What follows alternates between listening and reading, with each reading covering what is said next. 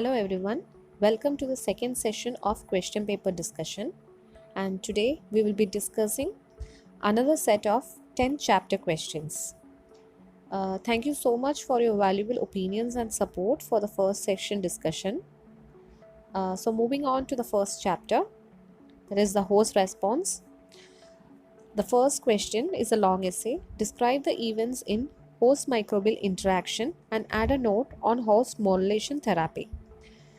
So first, answering, you have to answer first the definition of periodontitis. You have to write what is periodontitis, and then you have to add three headings. First is the microbial aspect of host microbial interaction, then the immunological aspect of host microbial interaction, and then the healing process of periodontium. So once you define periodontitis, second one, in the microbial aspect of host microbial interaction, first write about the bacterial colonization and survival. In bacterial colonization and survival, you have to write how the bacteria attaches to the tooth surface, that is with the help of fimbriae or surface protein or heat sensitive protein and all, and then how it survives in the periodontium. And then you have to write about the microbial mechanisms of host tissue damage.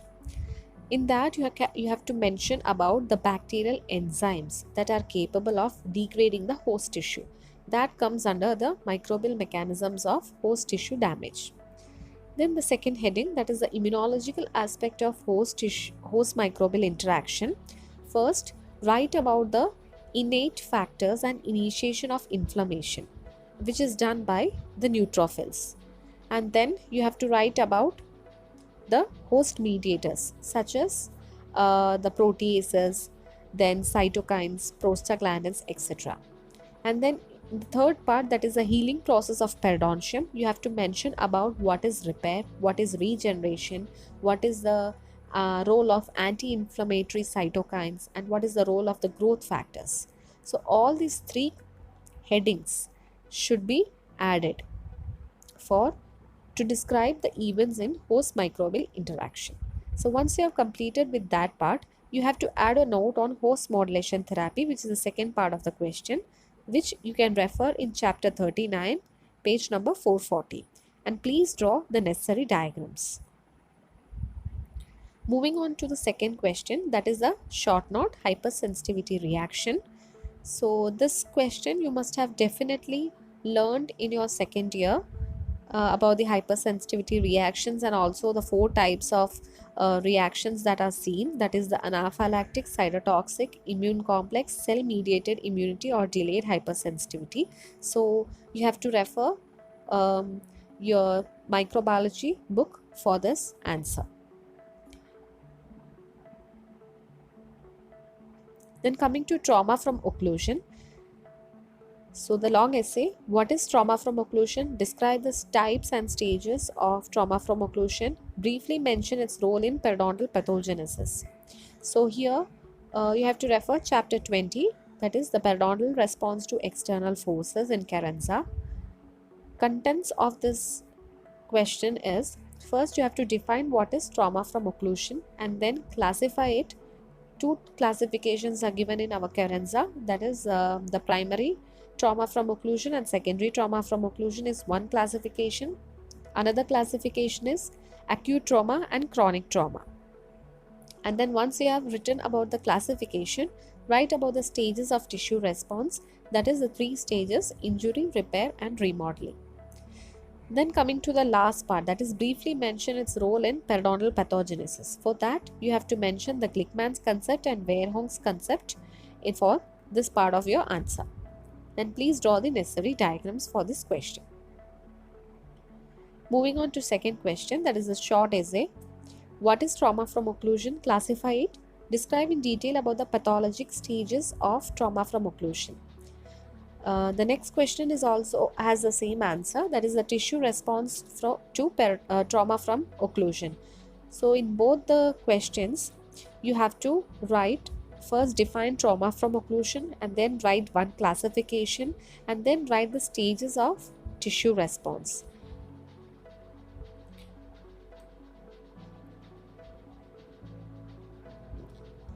Moving on to the next one, describe trauma from occlusion and classify and add a note on its treatment. So the first two part has been already mentioned.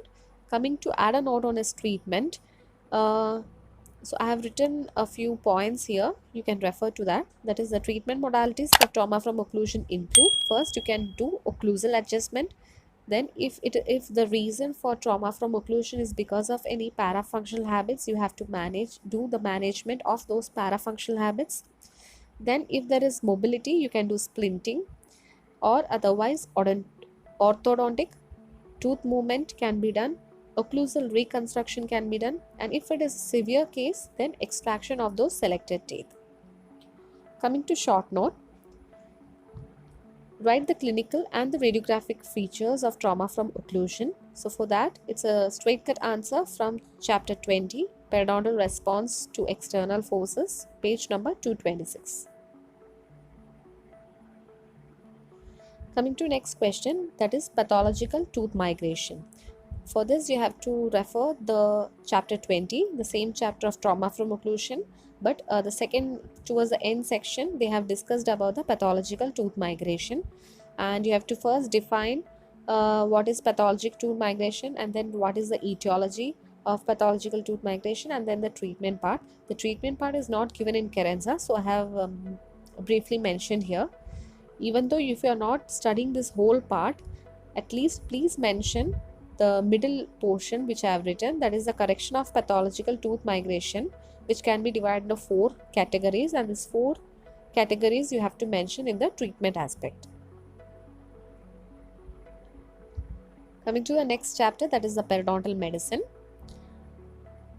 Short essay, describe the periodontal changes and its management in diabetes. So for this, you have to refer chapter 11, influence of systemic conditions on periodontium, page number 133. So the periodontal changes in a diabetic patient is mentioned there.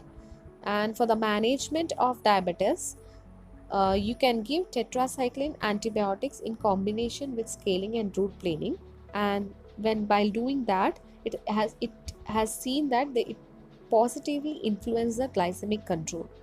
And suppose if any surgery is needed in a patient with poor glycemic control, what you have to do is you have to give the prophylactic antibiotics. And also along with this, you can add upon the complications seen in the dental chair. So while doing some procedure, the most commonly seen complication in a diabetic patient is hypoglycemia or decreased blood glucose.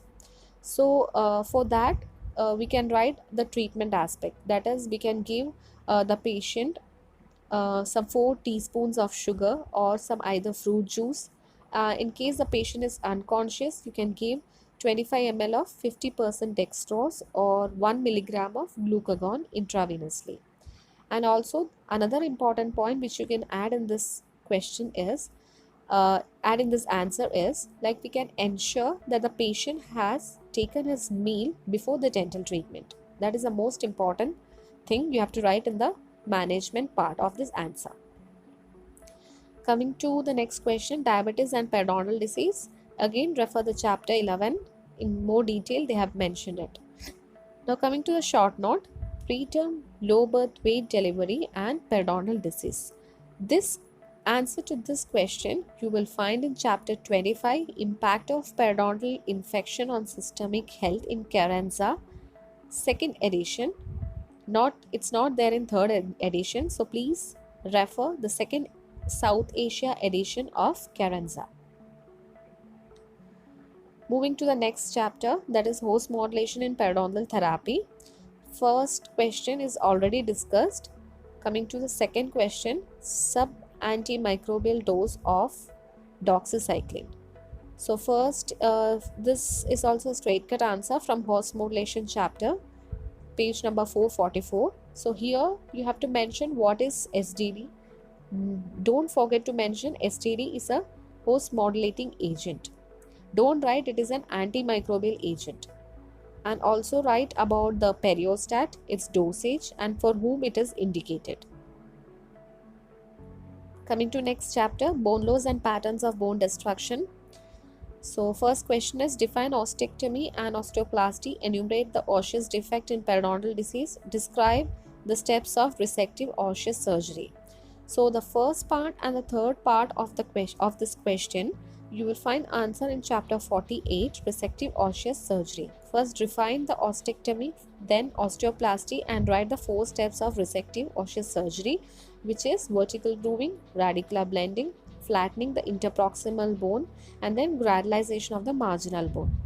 Then for the second part, that is the enumerate osseous defect in periodontal disease, for that you please refer chapter 19, bone loss and patterns of bone destruction.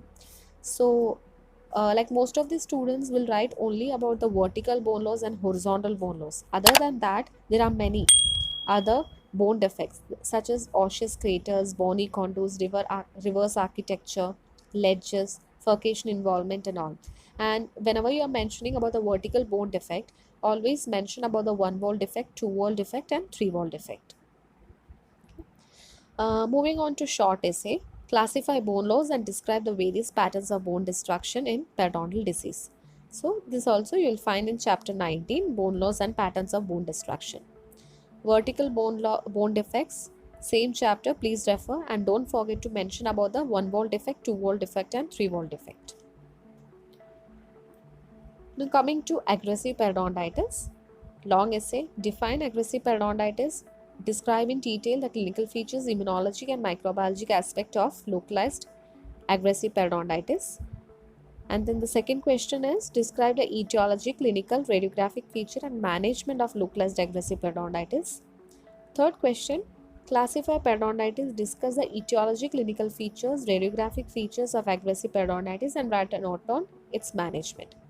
So for this question, you can find answer in chapter 22, aggressive periodontitis. Okay, but while classification of when the question is classify periodontitis, please mention like chronic periodontitis, aggressive periodontitis, the two types, localized and generalized, and then also mention about necrotizing ulcerative periodontitis. But there's you must be familiar with the 1999 International Workshop for Classification of Periodontal Disease and Condition. So after that, in 2017, a recent classification has been introduced in which the aggressive periodontitis has been removed. It is no longer considered as a separate disease. So if they ask to classify periodontitis, and if they are asking the question along with it about aggressive periodontitis, you can write chronic periodontitis, aggressive periodontitis and necrotizing ulcerative periodontitis. Okay, now coming to the management. For management of aggressive periodontitis, please refer chapter 31, treatment of aggressive periodontitis, page number 339. So the next question, short essay, etiology and radiographic features of aggressive periodontitis, and then clinical and radiographic feature of localized aggressive periodontitis. Everything will be there. The answer will be there in chapter 22, aggressive periodontitis. Coming to the next chapter, that is necrotizing ulcerative periodontitis, refractory periodontitis and periodontitis as a manifestation of systemic disease. The first question, management of patient with bleeding disorder. So for that refer chapter 11, influence of systemic condition on the periodontium, page number 135. So in that you have to mention about the neutrophil disorders, the neutropenia, and also agranulocytosis, etc. About the leukemia, please never forget to mention about the leukemia.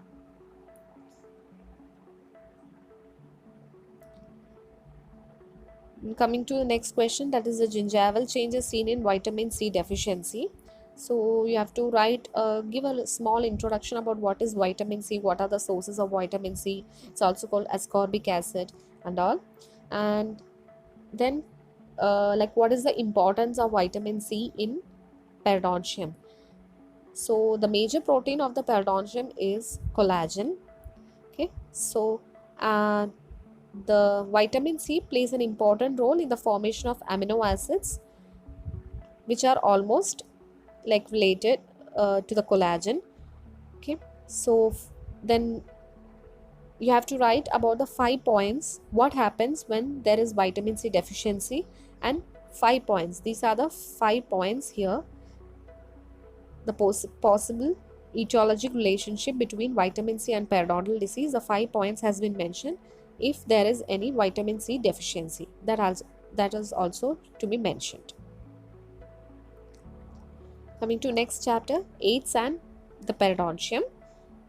They have usually asked the short note, the oral and the periodontal manifestation of HIV infection. So in this chapter 23, that is the pathology and management of periodontal problems in patients with HIV, in that chapter itself they have explained it in the table about the oral manifestation of HIV and the periodontal manifestation of HIV. About each one you should write at least 2-3 points. Coming to diagnosis of periodontal diseases. So the first question is how do you formulate the treatment plan for periodontal disease? So for the answer for this question, you can find in chapter 29, rationale for periodontal treatment and treatment plan in Carenza. And even if you don't explain anything, please draw the diagrams. These two diagrams, that is figure 29.1 and 29.6 from chapter 29, that diagram itself is enough for this question. Now coming to the last part of today's discussion, that is the drugs used in periodontal therapy. The first one is local drug delivery. You have to refer local drug delivery, tetracycline and metronidazole. All these 3 questions come from chapter. For these 3 questions you have to refer chapter 38, anti-infective therapy in Carenza. Okay, so coming to the local drug delivery. So whenever you're writing about local drug delivery, first define what is local drug delivery. Write the indications for like when the local drug delivery is indicated. Write the types of local drug delivery, and also mention 2-3 lines about each types.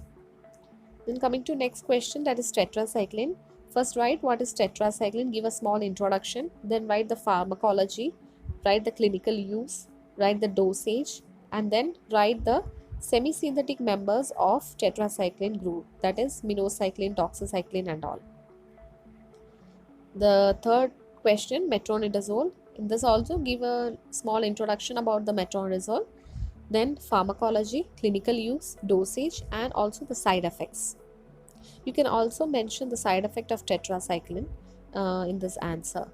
Okay, hope this was helpful for you guys. So thank you. Again, if you guys have any doubts or query, please do clear them in the comment section. Okay, thank you so much.